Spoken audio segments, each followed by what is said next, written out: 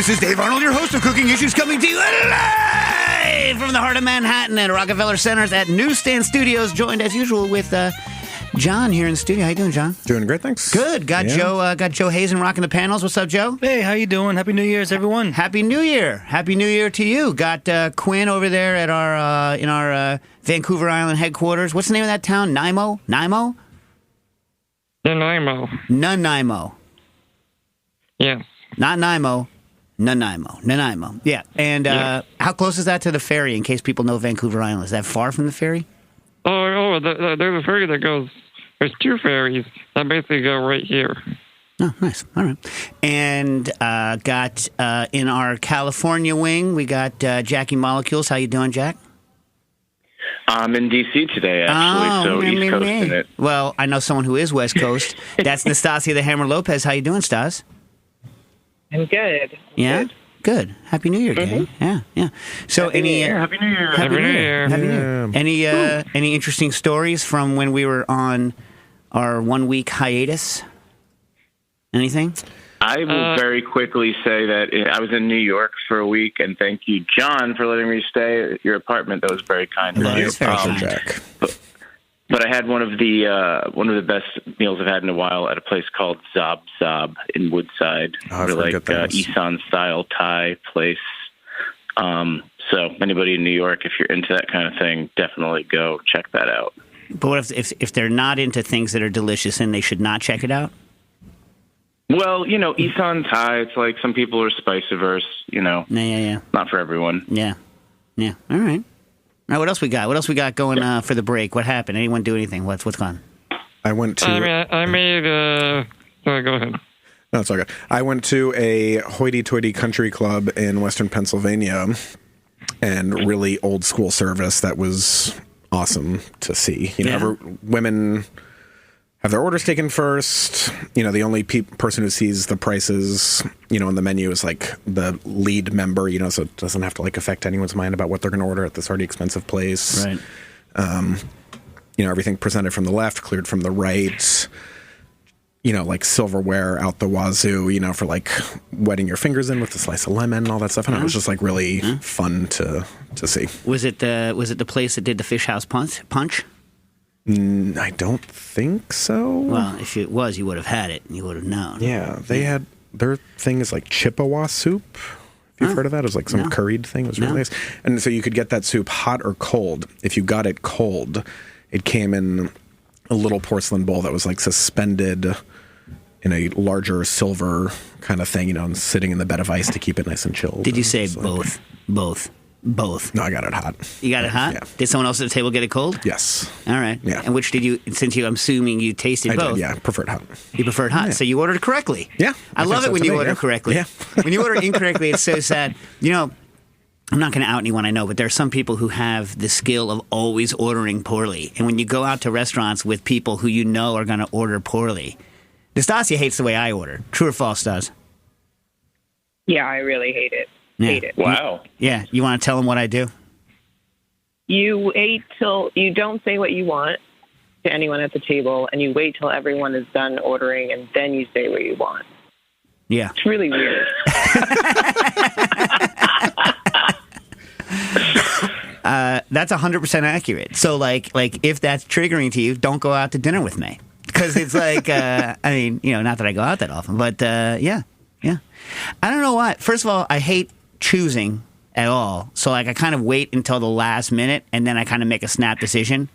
And I kind of wait to see if the server is going to say anything about any dishes on the way. If someone says, "I'm going to get the steak frite," and I look at the server as my fellow diners is saying that, look at their face. The server sometimes will do this a little bit, with their face. Yep. And I'm like, oh, I'm not going to get the steak frite. I'm sure it sucks. I'm looking at their face. Yeah. You know what I mean?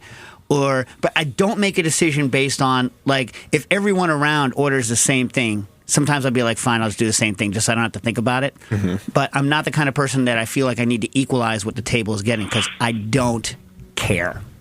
I'm not going to ask for your food I don't need your food. I'm I gonna just want my food. Yeah. I don't want to share. Ding. You're not a collaborative orderer? No. I'm not either. And in situations where it is that kind of a thing, where the whole table is going to share, I desire zero input. I don't want it. I don't want there to be any issues. I don't want to I don't want to be like, oh, the one you chose. Wow. You know what I mean? I'm just like, you choose everything because I hate choice. You know what I mean? And I can eat almost any. Now that I'm not allergic to cherries anymore, I can eat literally anything that I'm willing to eat. You know what I'm saying? Like, I won't eat monkey, probably. Yeah. Fair enough. Yes. No, it's Stas. I think me and Stas are similar in how we order. How's that? Yeah, for sure. Yeah. What's we your talk about it. Oh, yeah. Yeah. I like collaborative orders. But why? And then you can taste more things. And you taste more things generally. Okay. Have a bigger appetite. Yeah. Well, Yeah. also, it's like, I don't know. The problem with sharing dishes for me, and Stas also hates this about me, right, is that I eat preposterously quickly. Like, so quickly. You know what I mean? My natural eating speed is extremely fast. I'm not a competitive eater or anything, but I eat very quickly. So when everything is shared... But don't you think when you're... Like, that's part of eating and having dining experiences is also dining at the speed of the people around you and talking to them and talking about where you're... Like, that's all part of it. It's not just sustenance to get the food in your body. Well, that's how you see it. Like you do. That's how you see it. Okay. Like, I don't enjoy eating slowly in the same way that I don't enjoy walking slowly. Like, I'm walking down the street today. It's raining. I'm wet. I'm trying to get to the radio station. Every person with their umbrella out, sauntering about the freaking city, poking me in the eye with their umbrella. I'm like, get out of my city, get out. You know what I mean? It's like, it's the same thing with eating. It's like, I don't enjoy eating slowly, so why would I? I have to forcibly slow myself down, and then I don't enjoy what I'm eating. You know? For me. I'm not saying you should eat that way, obviously, but Nastasia got so bent that the classic is Jiro. The classic is Jiro, where she blamed me for how fast that damn meal was. Correct or not correct? Well, no, that's how that goes, right? I mean, that's how that's No. But they pace the omakase, the doling out of the fish pieces on the person that's eating the fastest in your group. Says who? Well, he was anytime you finished, then he started cutting like the new pieces for all of us. I don't know. You know what? We didn't have the money to do a side by side, but you know, of like, like, I'm not going to touch my fish until Nastasia's done with her fish. We could do a side by side and time them. You know, like the dad in Christmas Story. Time me. Mark Ladner was there too, and he was like, "What the? Sorry, Well, yeah. Let's not also forget that the man had gotten like serious food poisoning, and he kept on having to run out to the subway track set on spray to be able to make it back and finish his intensely overcooked, hammered, like freaking pasty squilla sushi piece. But I don't know. I don't know that that's the case. I mean, maybe we need to run the side by side. You know what I'm saying? That's all. So I'll go on a trip to Japan. Easy. Anyway, but like if I had sat there just staring at the plate until Nastasia was done, which is what I would have to do to eat that slowly and enjoy myself. And Mark, let's remind it's two people, Mark and me. Mark was just worried about his butt at that point. He wasn't saying anything to anybody. He was like, let me keep my insides inside of my body. Dave. He wasn't. He wasn't. The only one talking smack that I remember is you. You're the only one I remember talking smack at that time.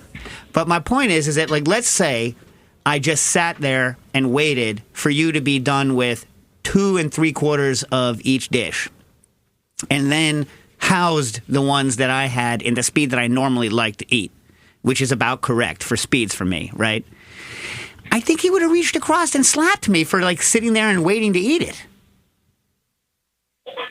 Who? Jiro. Yeah. I mean, I could probably take a slap from him. He was 80, 88 or whatever? I could take it.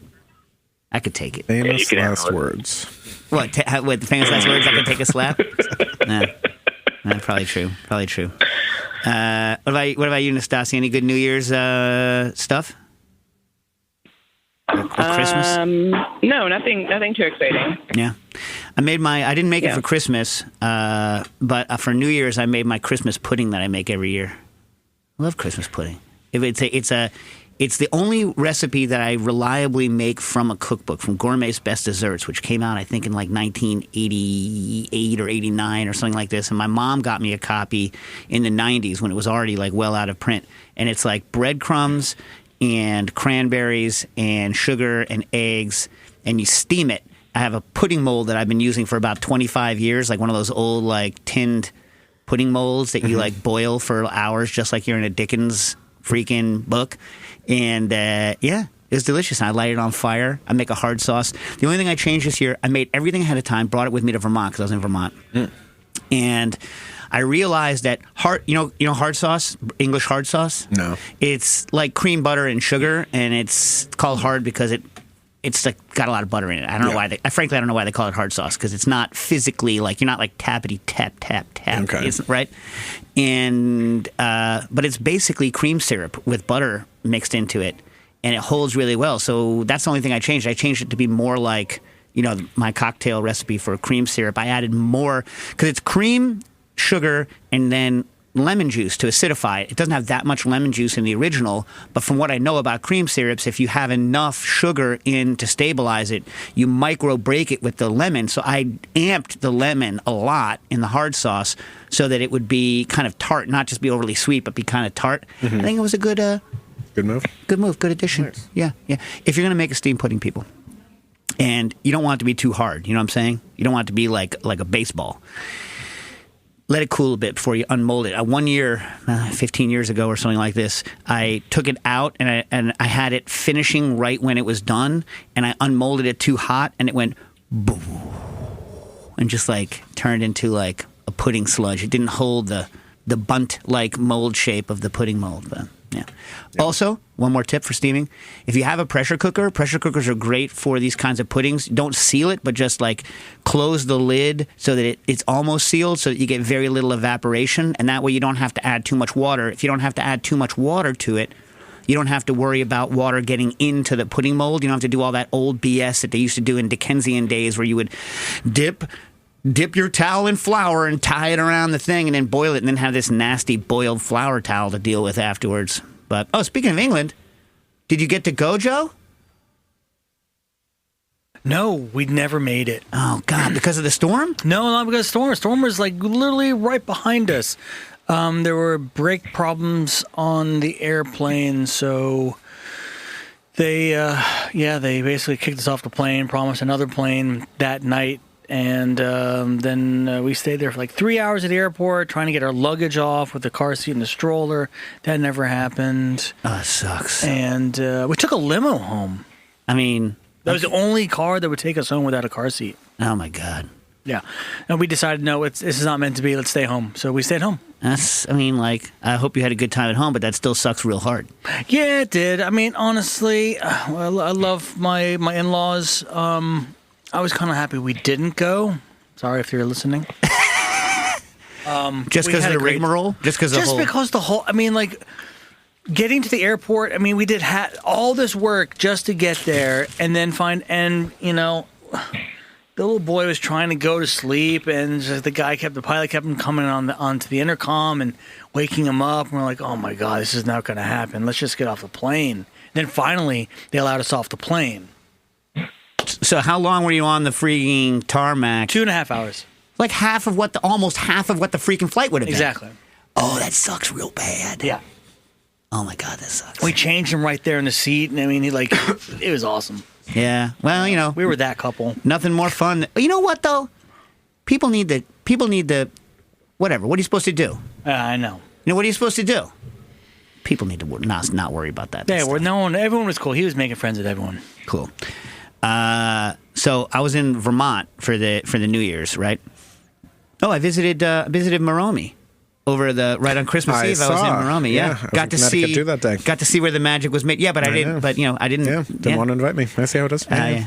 It was Wiley. My brother-in-law Wiley got the invite, and we went over to Marome to see them make all the. But I've never tasted soy sauce directly out of the vat before they do all the straining. And I have to say, super fun.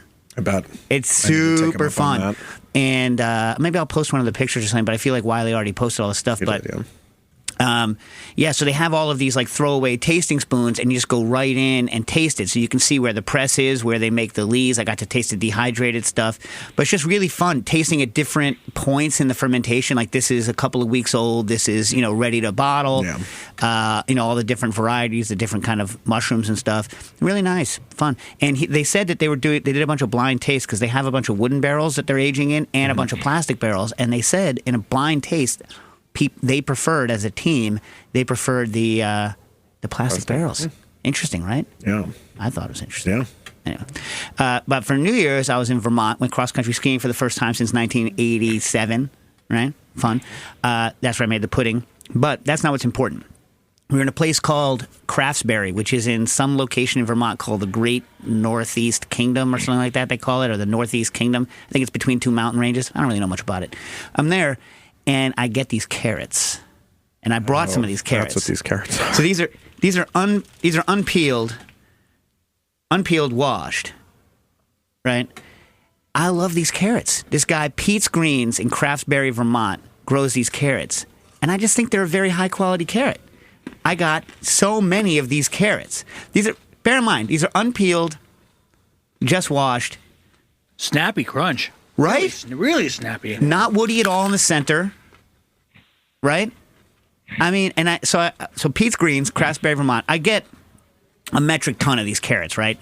My fridge is basically just carrots now, right? I'm going to turn orange from all the beta carotene I'm consuming. Bean John Malkovich?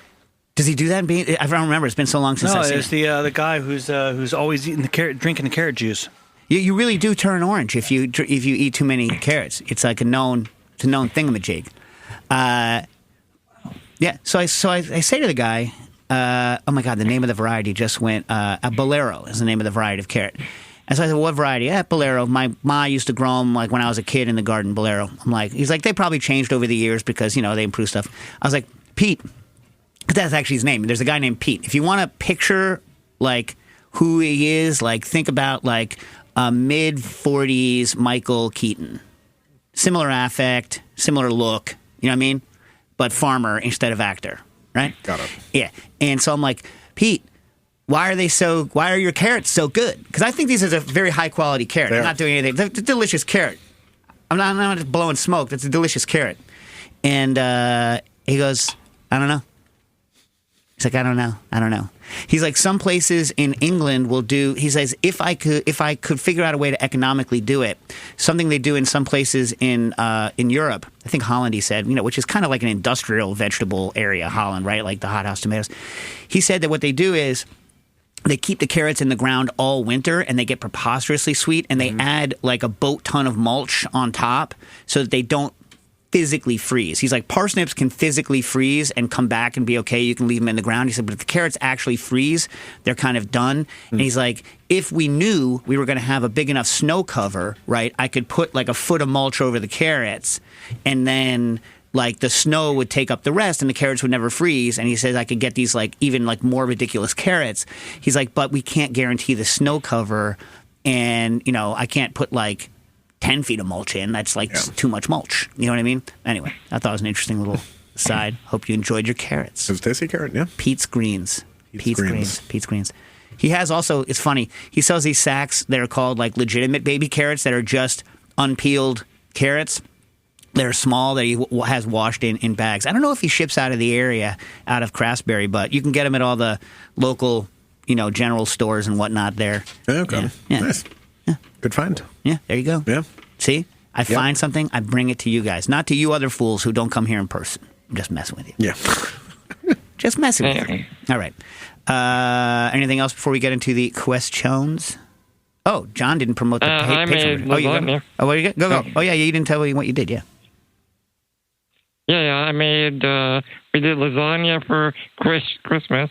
homemade ragu, bechamel, homemade fresh, pasta sheets, busted open into a lamb prosciutto I made. How was it? That turned out pretty good. Yeah. How old is Delicious. it? How big is it? It was about 3 kilos at the beginning. So 6.6 pounds. And what was it at the end? Yeah. I forget. It was like 30% weight loss. Okay. So, but how long does that take? Because it's much smaller than a ham, so I'm guessing it was only like a 4 to 5 month problem, or did you cover it in oil and let it go for a long time? It was about 7 months. 7 months? Yeah. All right. And it tasted good? You got your salt levels right? You enjoyed it? Very, very, very lammy, but they're good. Yeah, lammy. Nastasia, were you triggered by the fresh pasta reference? No, it's fine. All right, fine. It's fine. Quinn is the Amazon whisperer. He can do whatever he wants. He can do whatever he wants? Yes. You know what?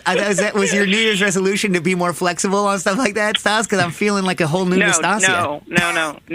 Wow. Quinn. Yeah. Quinn. Next he week took on care of Cookie Sheet, another. Quinn, he's going to make biscuits next week just for Nastasia. Yeah. Biscuits and French fries. Yeah, she's going to love it. Yeah. And mail it to her. Can you imagine anything more disgusting than someone mailing you French fries and biscuits? No. Yeah. We could do it Nastasia's family style, where it's French fries and biscuits wrapped in wet newspaper and shipped via ground. Right? That would be the full money. Yeah. Although Nastasia had one of my dreams, she sent me a picture of it. She didn't tell me how it tasted. She had the freaking French fry juice, the French fry vodka, right? Oh, I didn't have it. I saw it online. Yeah, I was just like, oh, you've done that. Yeah. So speaking of triggering and pasta, visited Joel Gargano's place in Old Saybrook. Gargano very nice pasta place, right? Yeah. Yeah. His giant giant for a human pasta machine, small for a Nastasia style love of pasta machine, but big old pasta machine. Yeah, it's really cool to see. And what's funny is that his store in Old Saybrook used to be a clothing store, so the stairwell down to the prep area downstairs is like a stairwell from a clothing store. Yeah, it's huge. So like you're walking behind there and you feel like you're back of house at a kitchen, and then you show up in this like clothing store stairwell and you're like, what the hell is this? Like all this space. Too, yeah. Oh, that's where the bathrooms are? Even for normal humans? Yeah. And get this. You know the Agnolotti, the cookies, the dry cookies? His mom made them, because they even had the little sprinkles on top and everything. His mom made them, the actual ones he sold in the store. Oh, nice. His mom showed up, made them, delicious. And I had his pasta. I forget which one I had, which one of the shapes but it was good. It was really good. Yeah. I had the amatriciana and whatever squash cappelletti stuff he had going on at the time. Yeah. I think he said he uses. I forget whether he uses Glen. I forget what wheat he uses, but it was good. So okay, there endeth the trigger, Nastasia. You can unearmuff yourself. You can unearmuff. Okay. All right. Yeah. Xander writes in. We talked a little bit about this question beforehand, and I was just told on right before the program that there's some sort of discourse about this, but I'll give my 2 cents. Hey, everybody. And also Zoe. So it's Xander and Zoe are the two people who are interested in this problem. The problem is going to revolve around a Williams-Sonoma hot fudge sauce. We already read the question before, so I'm not going to read it again. The question is, they love this Williams and Sonoma hot fudge sauce, right? And then they used a New York Times recipe to try to mimic the hot fudge sauce, but they weren't happy with the results, right? Now, they didn't say exactly why they weren't happy with the results, but then I followed up with them on Twitter, and Zoe said that the Williams-Sonoma sauce is both smoother and less thick, spoons nicely from the jar, right? But it sets up on the cream. All right? With me? All right. And then here are the ingredients that are in the Williams and Sonoma one. The ingredients in the Williams-Sonoma are cream, right? Brown sugar, butter, cocoa, right? Chocolate liquor, and basically chocolate liquor and cocoa, basically cocoa powder and chocolate, right? And vanilla. And that's it. But here and the New York Times recipe is fairly similar. So the question is, why didn't it come out? First of all, one of the big things is the ratio of chocolate to cocoa powder is one thing to mess with. But what they don't tell you in the Williams and Sonoma recipe is that they just want to have the word sugar there, right? Brown sugar and sugar. They don't tell you what they did to that sugar. I am willing to bet I would bet a small amount of money or a couple rounds of drinks on the fact that Williams Sonoma, right, inverted some of that sugar, right, in the processing of it. They inverted some of that sugar to prevent crystallization, right? Because my guess is that if you want to get a consistent sauce that isn't going to get kind of grainy over time, especially if you want to jack the solids to be able to control the texture of it more, you're going to have to add some corn syrup, or invert the sugar yourself. Because the advantage of corn syrup is you get high solids, but it doesn't crystallize, right? So you're trying to jack the solids and not crystal. The other thing is that in the New York Times recipe, right, they just bring it to a quick boil, basically, the ingredients not. So they're kind of set with, like, whatever liquid you showed up with is the liquid you end with. I looked at a different recipe from what's it called? Her name is Jenny Field, and she has I don't know her, right? I'm not like, but her her website is pastrychefonline.com. So she must have been there for a long time. If you get pastrychefonline.com, right? You know, it's no clownpeen dot whatever. You know what I mean? Remember that old Saturday Night Live thing? I remember it was Will Ferrell. I forget who else. Do you remember, Stas? Who else is in that one? No, I don't remember. So this is a direct quote. Remember, this is like Will Ferrell was on Saturday Night Live, like 15 years ago? Something like that? More? Yeah. So anyway, so whenever he was like going great guns on that, so this is a long time ago when there were still plenty of names on the internet. The joke was that all of the URLs have been taken already, right? That was the kernel of the humor. And so this very kind of fancy law firm's website URL that they had to say over and over in the fake ad was www.clownpenis.fart. That was their URLs. They're like, that's the only thing that's left was that URL. So like whenever someone has a URL, that's the only URL I think of. Obviously. Duh. So anyway, what she does is she takes her cream, she takes her sugar, right? And then she adds a bunch of corn syrup to it. Right? And then adds milk. So she's adding liquid because what she does, and here's another step in flavor building, she then boils that whole Megillah down, right, until it reaches somewhere, she says you can adjust it depending on how thick you want the finished thing, between 225 and 235 Fahrenheit, basically takes it to just below kind of a softball stage.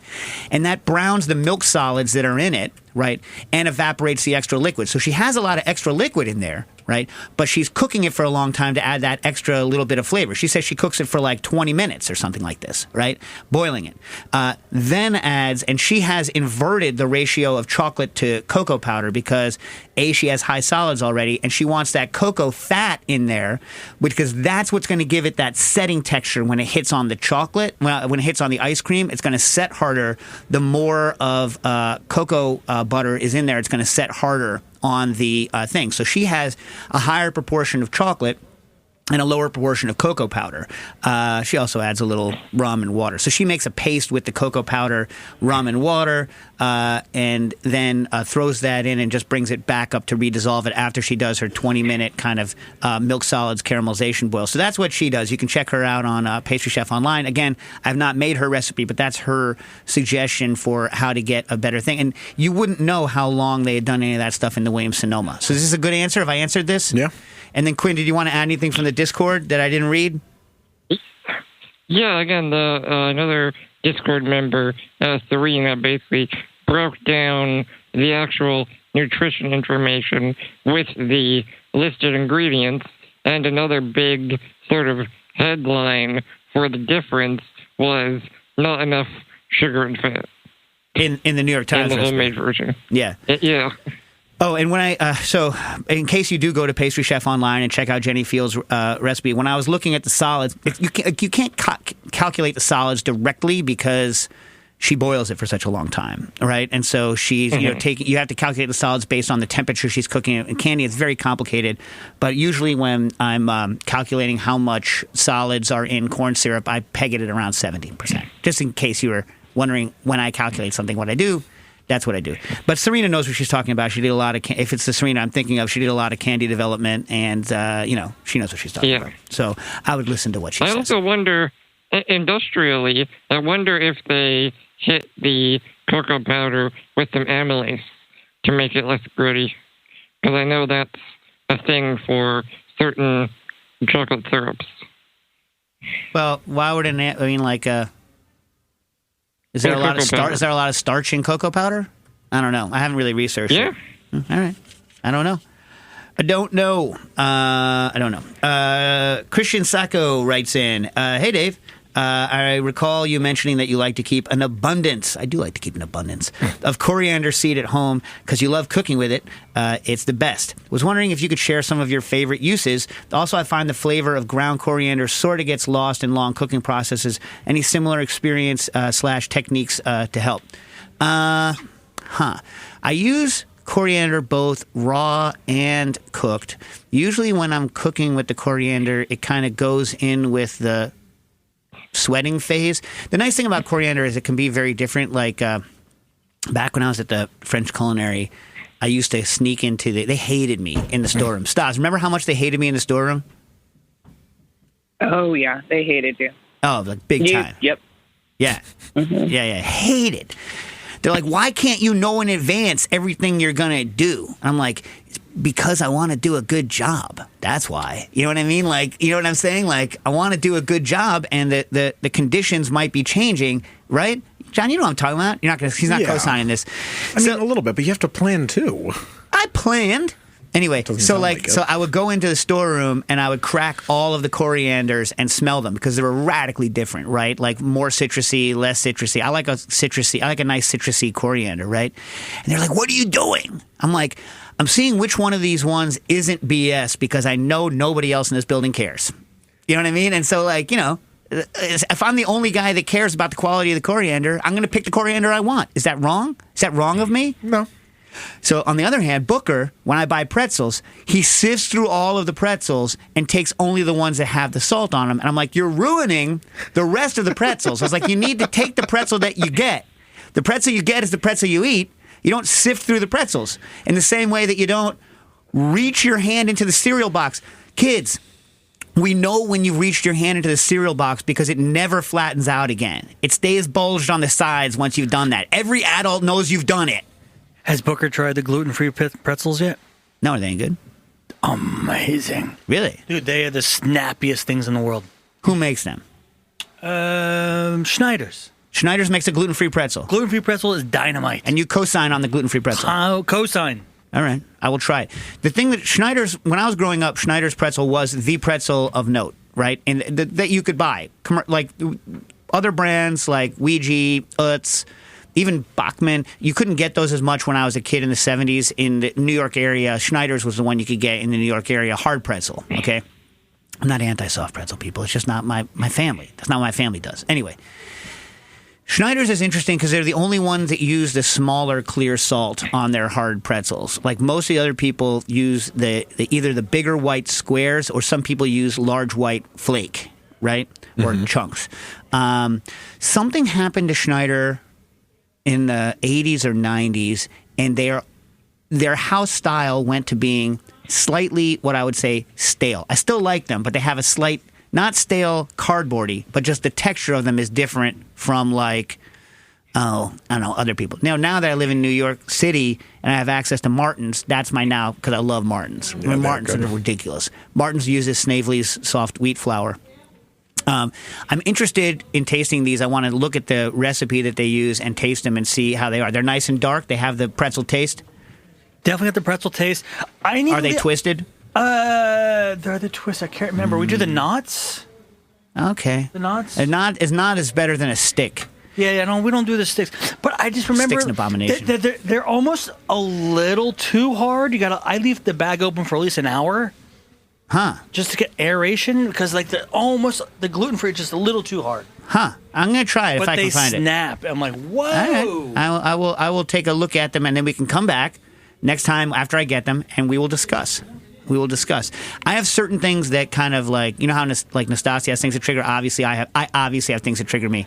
So one of the things that when people aren't using gluten now, if you're not using a soft flour for it, right, the pretzels end up being really hard with if you use like a bread flour or like a kind of standard even an AP at the ratios that they're used, and to get the kind of right internal look, they can be quite hard, which is why people, I think, add fat to their pretzels. So Bachmann adds like a good bit of fat to their pretzels, and it shortens them, makes them kind of shatter a little more.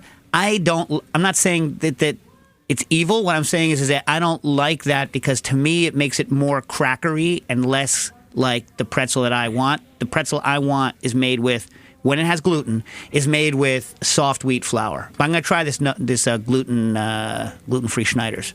Yeah, I've eaten so many pounds of Schneiders over my life. My snacking habits were so gross back in the day. I would use the sharpest of the supermarket cheddars you could get in the old days. Pretzels, sardines canned in oil, skinless, boneless, and boursin. And I would scoop up the boursin with the pretzel, then put the sardine on, and then the cheddar over the top. And also I did that with breadsticks. Because sesame breadsticks. What? Is there anyone on earth who doesn't like sesame breadsticks as long as you can consume sesame seeds? I mean, if someone hands you a breadstick and it doesn't have sesame on it, and one that does have sesame on it, would you ever be like, give me the one with no sesame? Ever? No. No, you would not. No. Oh, one more thing that triggers me. When I go to a restaurant, it's never a restaurant. It's always like an event. It's always like a wedding or like some sort of something like this. And they get I like those tiny thin breadsticks. What are those things called? The super thin breadsticks? You know what I'm talking about? Stas, you know what I'm talking about? Yeah, they're real long. They almost look like a conductor's wand. They look like a very thin baguette. Yeah. I mean, they're fine. Yeah, I love those. They're fine. But then they wrap the prosciutto around it as though the prosciutto doesn't still have liquid in it, right? And then they get soggy. Ooh. And then they've been sitting there because those were made like in a previous life. Like those were made like 1,000 years ago and then like left in that cup. I hate it. I always unwind the prosciutto, eat the prosciutto, and throw away the soggy stick. You know what I mean? That was my nickname in high school, Soggy Stick. Anyway. So what do I use? What do I use the coriander in? So I always grind fresh. I use a mortar and pestle unless I'm doing like a lot of grinding, and sometimes I'll grind in the Vitaprep with other stuff. Anytime a lot of dishes, I'll add it when I'm sautéing the onions. So I'll be sweating the onions out, and then I'll add coriander, which also usually I'm also adding cumin, because to me coriander and cumin together are like one of those like godly mixes, right? I add coriander and cumin to, I know I shouldn't, I add it to guacamole. Yeah, and it's not traditional, but it tastes good.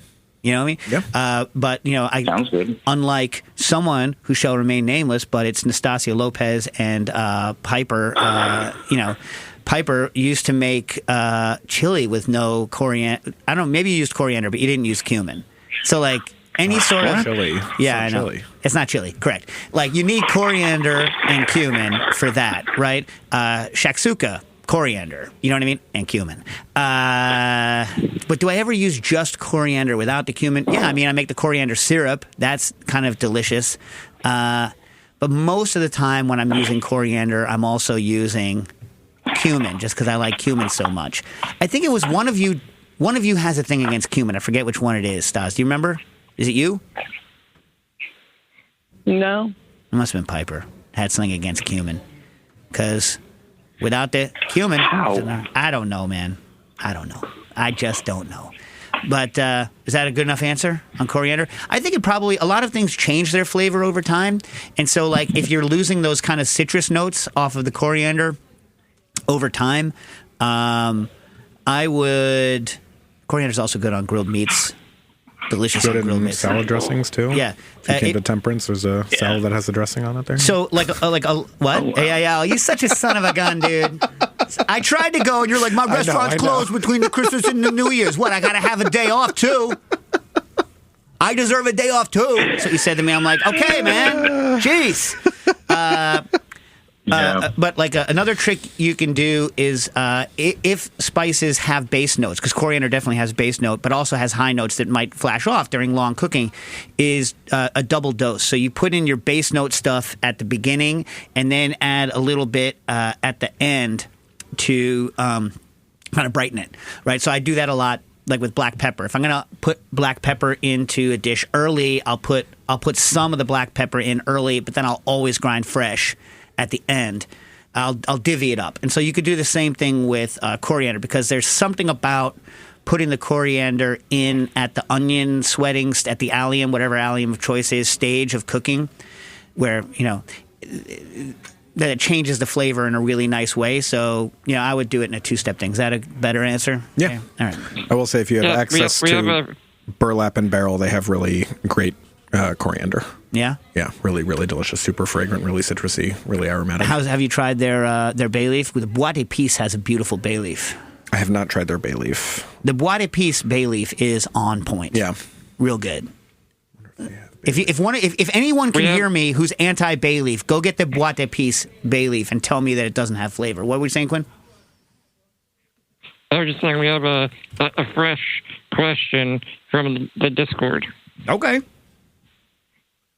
How sealed are Kuhn Recon pressure cookers after they cool off? I left stock out last night and didn't open it. You are a bad person. No, I'm kidding. That's second round. How sealed are they? I mean, I would just reboil it and eat it. At that point, it's sealed. It hasn't been opened. I mean, yeah, correct. It's not 100% sealed, right? But because the Kuhn Recon has like a number of different. There's no gravity fed stuff that's going to get it. The short answer is I doubt. It's very unlikely you're going to get enough stuff in there to cause a problem. And if you were on second ring cooking a stock for long enough to cook a stock, you have probably commercially sterilized what's going on inside of that pressure cooker, assuming that you actually got it to second ring, that it vented off the air that's in it when it was coming up to pressure. Because when you're bringing a Kuhn Recon up to pressure, you hear whoosh, and then nothing, right? And that initial whoosh is when you're getting rid of the air, and then the excess pressure inside the unit seals up. There's a little disc thing that seals. Once that thing goes down, there's no easy path for stuff to just fall in, but it's not 100% sealed. So what I say, is it good forever? Not good forever. But would I say you're good overnight? Yeah, I'd say you're good. Again, I'm not an expert in this, but what I'm saying is, would I feed that to my family? Yes. I would just bring it right back up to the boil, let it boil. You're not killing any spores at that point, but you're just making it pasteurized again, and then refrigerate it this time, please. Come on, right? Would you agree, John? Yeah, same. Yeah, I would do the same thing. But hit up the risky or not, folks, if you want to know for sure. But in a closed thing, I'm going to say 100%. Would I serve that to my family? Yes. Yeah. I mean, not even 50%. 100%. I would serve that to my family. I wouldn't even necessarily say, by the way, maybe I'm going to poison you. You know what I mean? I wouldn't even bring that up. Because people don't like it when you say that. They can't if you say to somebody, unless it's fugu, right? In which case they want it, right? But in general, if you're like, small but non-zero odd that I'm poisoning you, they're like, it suddenly doesn't taste as good to them. So either you're going to serve it or you're not, right? Yeah. Right. Yeah. That's what I said about the chicken cannon that made Nastasia not want to do it with me. I was like, small. Well, no. I said, okay, tell your wife that we're going to do this. And you were like, no. And I was like, all right, we're not doing it. Yeah, okay, that's true. Yeah. I was like, but, she cares about me. You want to see me get hurt. Anyway, that's not true. That's not true. I'm just messing around, but not really. Anyway. But yeah, Stassi was like, no, I'm not willing to accept small but non-zero chance unless you're willing to go tell your wife that there's a small. But my wife, it's like trauma for her, because after I lit myself on fire, you've never been around when I've seriously injured myself, Nastasia. Fine, tell your wife, and we're good to go. Yeah, but she has seen me with her own eyes get seriously injured. You know what I mean? So it's different for her. Anyway. whatever. Mm-hmm. I would not put her through that, for sure. All right. From BS. Hey, Cooking Issues team. I inherited a set of copper cookware, heavy stuff, made in France. I think I'm the third person cooking with it. The liner was freshly tinned recently. That's a freaking miracle to get someone to freshly tin. It's not cheap to get your stuff freshly tinned. You could do it yourself, but I've never done it. I've watched many videos on doing it. Huge PITA, as they say, and I'm not talking about the flatbread. Yeah. Heavy stuff made in France, liner freshly tinned. If the tinning wears through, by the way, on your copper, you have to address it, because if the tinning wears through and you can see copper and you cook acidic things in it, so like a lot of people, especially on things like jellies and jams, they love the copper, and you can use unlined copper as long as you're not going acidic, or if the stuff's not going to be in there a long time. But don't, you know what I'm saying? Yeah. Pay attention to the tinning.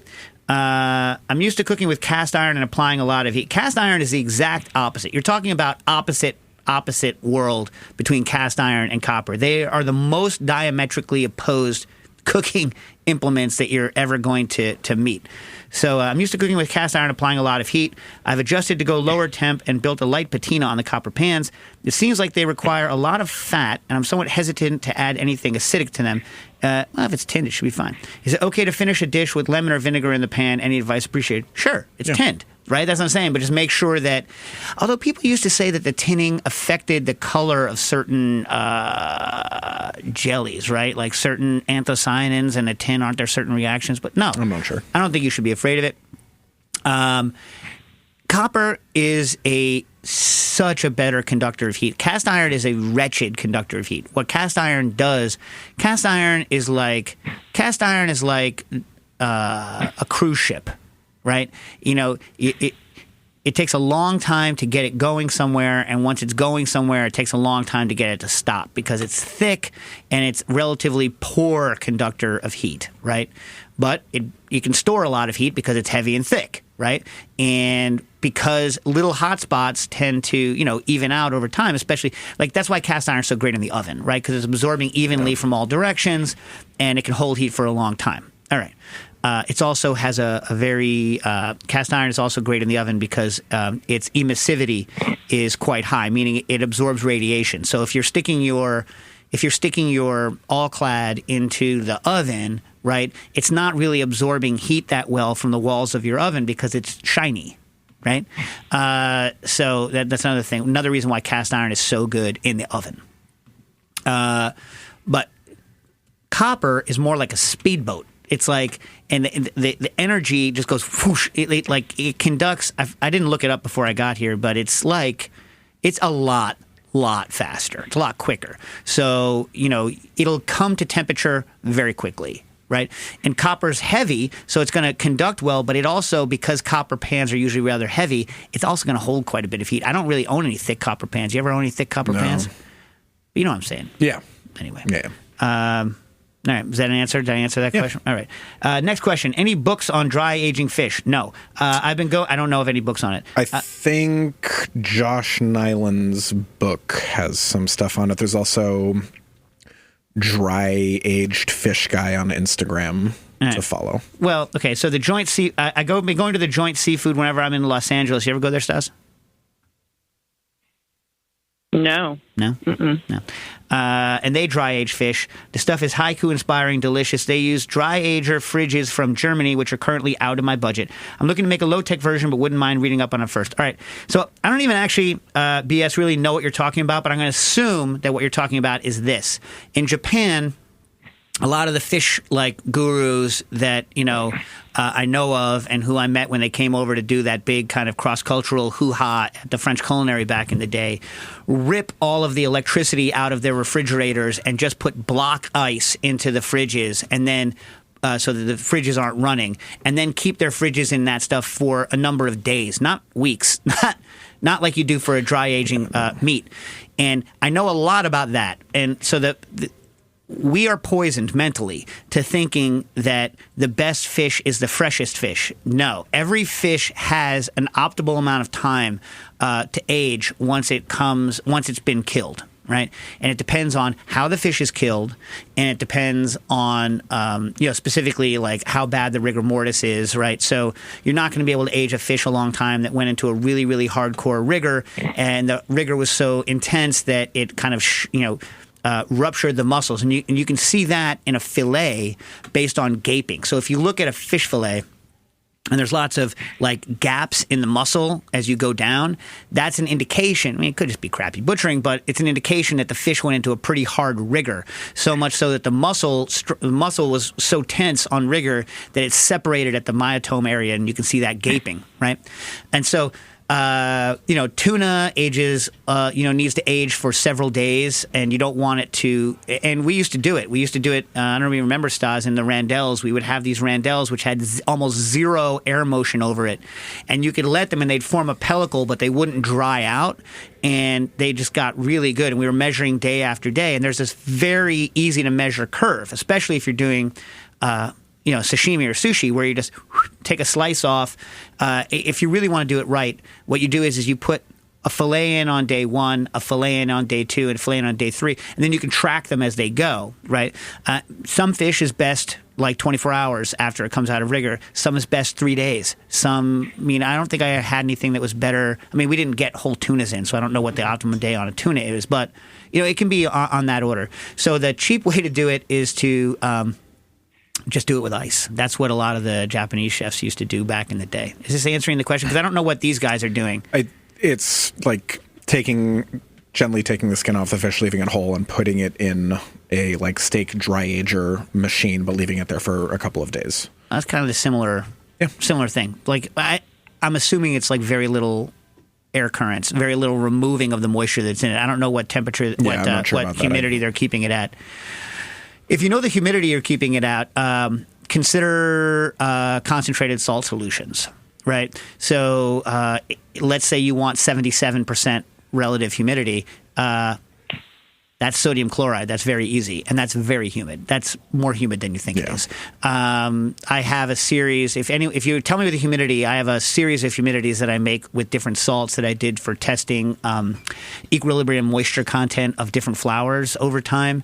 And it's very easy to buy large quantities of salt and have saturated salt solutions in your chamber. And the smaller the chamber, the faster it comes up to that. And if you can guarantee the humidity that you want, then you can put a fan in, and it very quickly equilibrates because you're just equilibrating over the salt solution.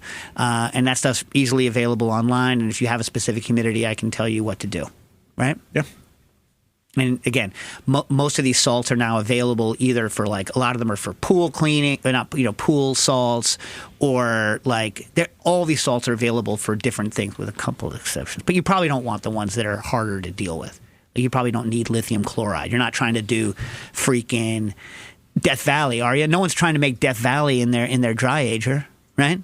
I don't think they are. Anyway, from Positive MD. What were the highlights, John, of your Belgium trip, your last Belgium trip? Everything. No, I don't know. I told him to email me. I still have my Booker Index. That doesn't help the people who aren't him. I know, yeah. Her. It's a him? I think so. But yeah, I mean, it depends where you want to go. There's a lot of really awesome things to do in Brussels. Obviously, the waffles that changed Dave's life. Did you go west on this one, or did you go east on this one? North, like to Ghent.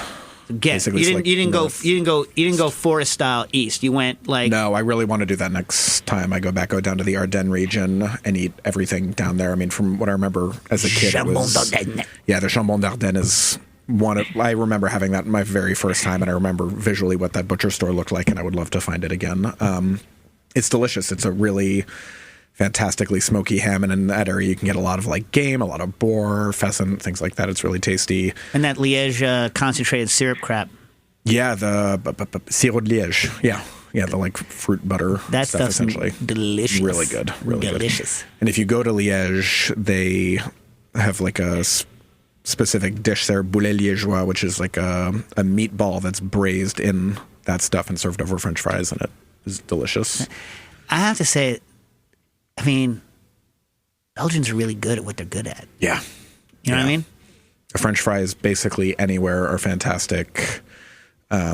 Get the. Hey, did you go to that place I told you about in Ghent? It's by that like 2 Michelin star guy that has it right on the main. The French, right across from the. Yeah. Did you like it? Tasty, I thought they were really good. They're really good. I mean, like I don't need fancy sauces. Like it's a lot of fancy sauces, but like I didn't mind the fancy sauce, but I thought his French fries were on point. Yeah, no, they were really good. They're really good. There's a really, I mean, if you go to Ghent, you obviously have to go to that mustard place, right? There's a great little bar right around the corner from there I can tell you to go to.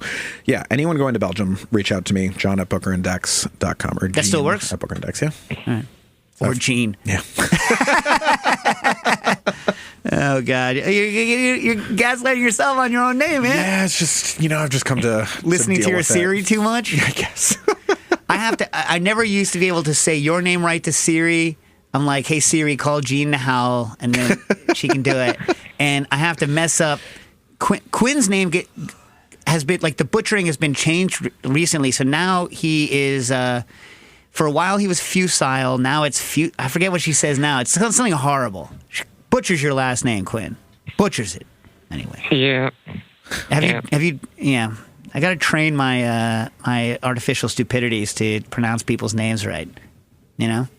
Anyway, also weirdly gets Nastasia's name wrong, even though it knows how it's spelled. Demented. That is weird. Demented. It gets Lopez right. Okay. Yeah. Anyway, Matt Decker writes in. We got all this stuff off of the Discord, Quinn? No, now we're into the old public questions. Right. Instagram, Twitter. Right. Cocktail question. While thinking about batching margaritas for easy pour and not shake applications, I went through the process of measuring in grams my favorite margarita recipe, then took the total weight of the drink pre and post shake to determine dilution as to what amount of water to add to the batch. Fair. To be able to have it chilled and ready to pour over ice without needing a shake. It came out perfect. Okay. Without shaking? Okay. When thinking about this in large application for a function, I run to the question of separation. If I were to batch this out and put it into a keg, would it surely separate before use? And shaking the keg prior to every pour is unreasonable to keep up with. Any tips on keeping it stabilized? Well, I mean, how long is the event? Like, I don't think it's going to separate that quickly. I think it's going to separate, like, really. But if you have a keg, like, pressurize the ever-loving snot out of it so that you get at least some sort of texture when you're putting it into a glass. A margarita needs to have some sort of aeration for it to be as delicious as I want it to be, even if you're pouring it over rocks, my friend. So I would say jack the pressure on something like nitrogen, jack it so that so that it's like has some force. If you have like a swirl nozzle, not just like a picnic tap, like you almost want to put it through like an EC nozzle to like really aerate it on the way out. And secondly, I would say chill it more than you think. Definitely salt and ice that sucker.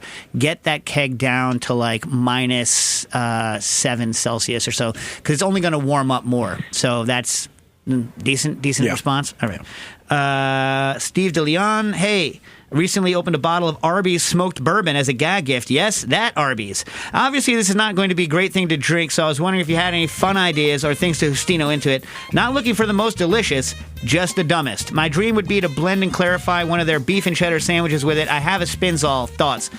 Well, Steve, that's gross. Oh. Spinzall will not clarify meat that has been blended into it, but you can get the solids out that way. So I would say blend it in. As I've said, the most disgusting thing I ever did was a beer blended with a burrito and ended up tasting like a Subway Italian BMT. So it is possible, but don't expect it to be crystal clear coming out of the Spinzall. Remember how nasty that was, Nastasia? Yeah, she's still there. I wasn't there with you. It was a desk thing. Yeah, I wasn't there. For the stoners with the burrito where they wanted to use edible tape? Yeah, you did that by yourself, yeah. Oh, yeah, well, for some reason. That's good for you. You didn't have to deal with it. Kyle Stacy, hey, I'm a fan and I had one question been bothering me. I'm hoping you can help clear it up. The purple cocktail on the hardcover of your book. What cocktail is that? That was a purple cabbage Justino that was shaken with an egg white, where I was trying to keep the color on the bluer side of purple, even though there was a lot of acidity in it, by dry shaking with the egg white before I added the acid. So it got an amazing color, and I like it, but cabbage drinks are a little bit farty, so I didn't publish the recipe for it, but I like it because I could do with a little bit of farty on a cabbage drink, but I don't know that everybody can. Old-fashioned villain. Could you go over the praline old-fashioned recipe for the upcoming fall season? Go look up the any nut orgeat recipe in Liquid Intelligence. Whether you steal it or whatever, I don't know. And then do it with pecans, right? And then just make a pecan sour. That that was Nastasia's thing that she used to make all the time. Correct or incorrect, Stas? Yeah. Yes. What do I have? 5 seconds. All right, Goulash Riot. I'll get to you next time, hopefully, and a couple other people I haven't gotten to yet. Happy New Year, everybody. Happy New Year, crew. Happy New Year. Happy New Year. Huzzah. Cooking issues.